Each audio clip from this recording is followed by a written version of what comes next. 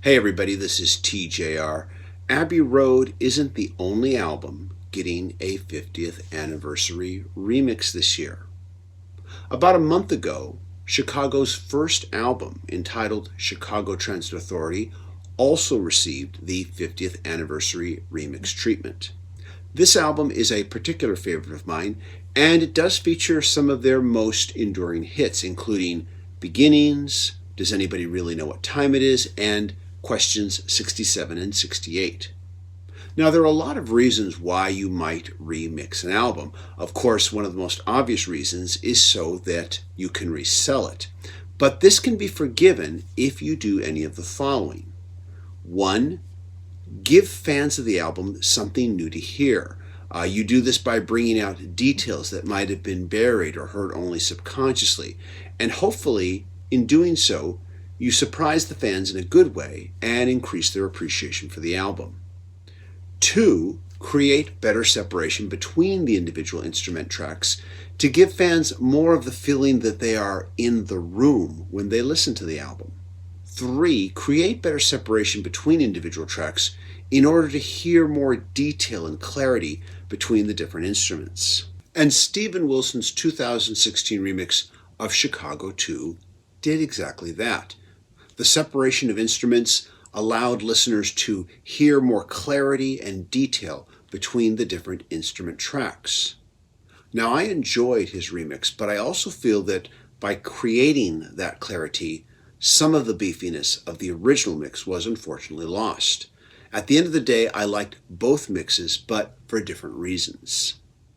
By way of comparison, this new remix of Chicago's first album by Tim Jessup does none of the three things that I just mentioned earlier. It doesn't make me feel more like I'm in the room with the band. It doesn't bring out more clarity between tracks, and it doesn't surprise me with any audio revelations. Now, don't get me wrong, the anniversary remix of Chicago Transit Authority does offer more separation between the tracks, but instead of making me feel like I'm in the middle of the room with the band, I feel like I am in the room with the horns right here and the drums and bass way over there.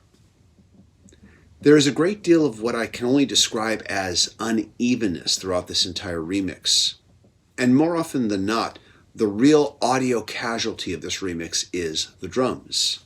As I listened and re-listened to this remix, I kept feeling like the horns were right in my face, but the drums were off in the distance. One of the few bright spots in this remix is the opening of the track entitled Beginnings. The opening acoustic guitar on Beginnings sounds crisper and brighter, and the best comparison I would make is the difference between playing a guitar with new strings versus old strings. And while this is great, the bass guitar on Beginnings sounds less punchy, and once again, the drums are buried in comparison to where they relate to the horn tracks. By comparison, the original album mix has everyone in the band on equal footing and just feels overall fuller. I basically see this remix as a real missed opportunity. And it's a shame because as much as I like Chicago Transit Authority, I feel like it really could benefit from a remix. Unfortunately, this remix is not it. This is TJR. Those are my thoughts. Let me know what you think. It's fine if you disagree with me, but please keep your comments respectful. As always, if you like what I'm doing, please remember to click like, click subscribe, and smash the notifications bell icon so you can know when I release new videos. I also want to give a big thank you to my Patreon supporters who are really helping make a difference in helping me create more videos. If you'd like to be a Patreon supporter, please follow the link that will be floating overhead soon and donate whatever you can. Everybody, thank you so much for watching. I do appreciate it a lot. Take care.